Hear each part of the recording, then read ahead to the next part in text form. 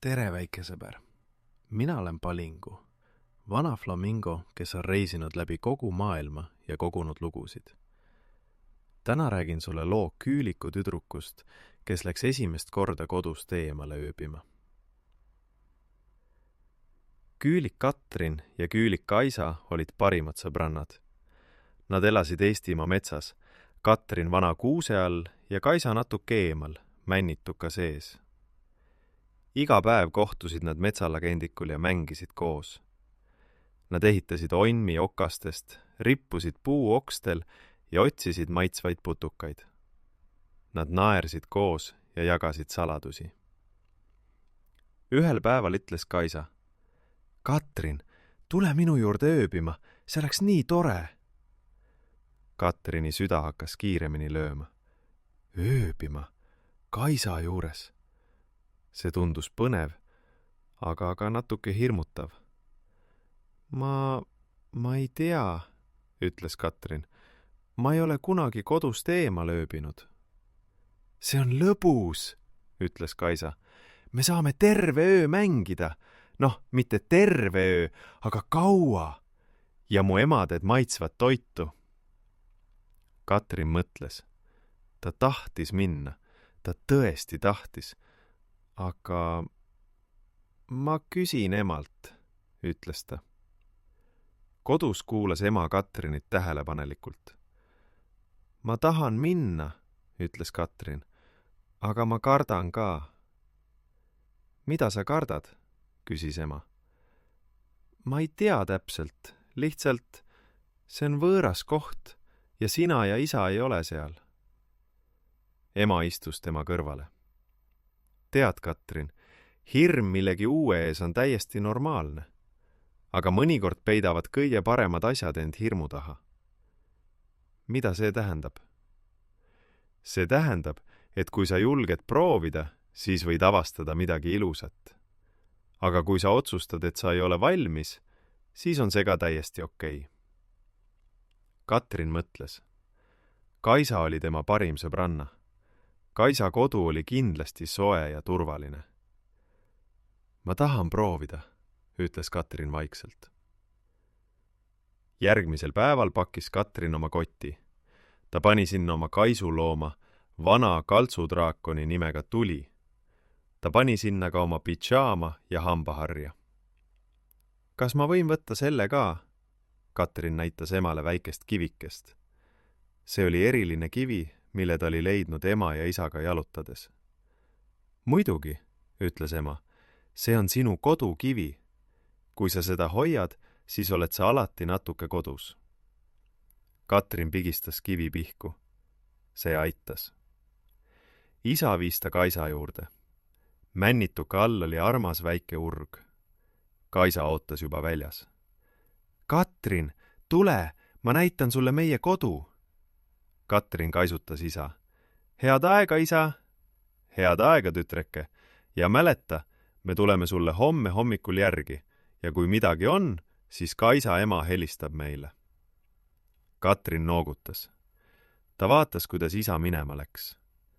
Tal oli korraks selline tunne, et ta tahab talle järgi joosta. Aga siis võttis Kaisa ta käest kinni.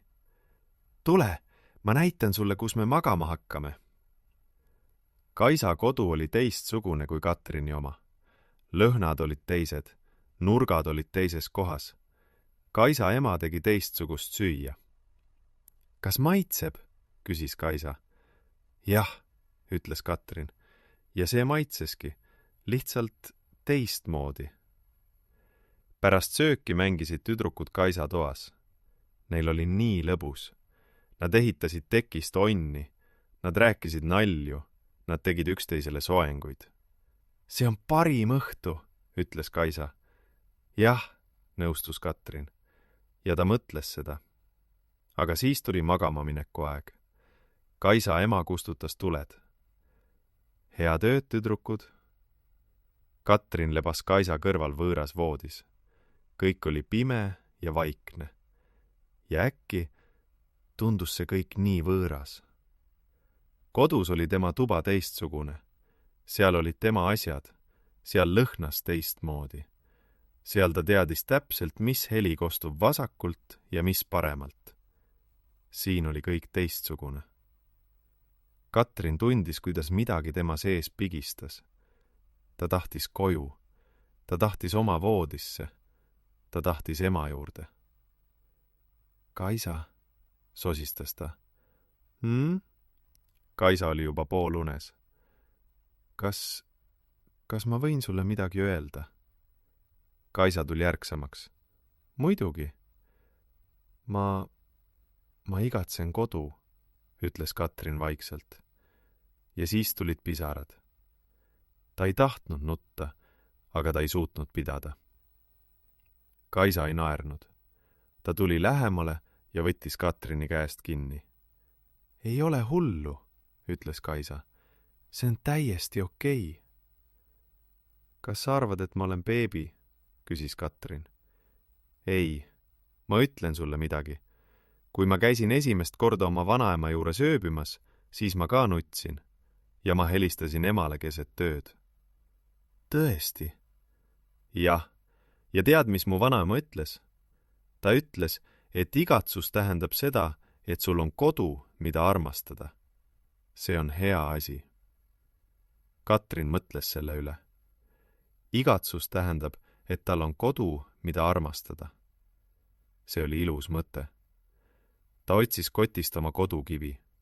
Ta hoidis seda peos. Kivi oli jahe ja sile, täpselt nagu kodus. Mis see on? Küsis Kaisa. Minu kodukivi. Ema andis. Ta ütles, et kui ma seda hoian, siis olen natuke kodus. See on lahe, ütles Kaisa. Kuule, kas tahad, et ma hoian su kätt, kuni sa uinud? Katrin noogutas. Nad jäid nii lebama, käsikäes, kivi Katrini teises peos. Katrin kuulas Kaisa hingamist. See oli ühtlane ja rahulik. Ta mõtles oma kodu peale. Ema ja isa magasid praegu oma voodis. Homme hommikul tulid nad talle järgi. Ja siis saab ta neile rääkida, kuidas ta hakkama sai. Sest ta sai hakkama. Isegi kui oli raske. Isegi kui ta nuttis. Ta oli siin ja ta sai hakkama. Uni tuli vaikselt. Hommikul ärkas Katrin päikese valguses. Esimese hetke ei teadnud ta, kus ta on. Siis ta mäletas. Ta oli Kaisa juures ja ta oli terve öö läbi maganud. Hommikust! Kaisa istus voodis. Nii hea uni oli. Katrin naeratas.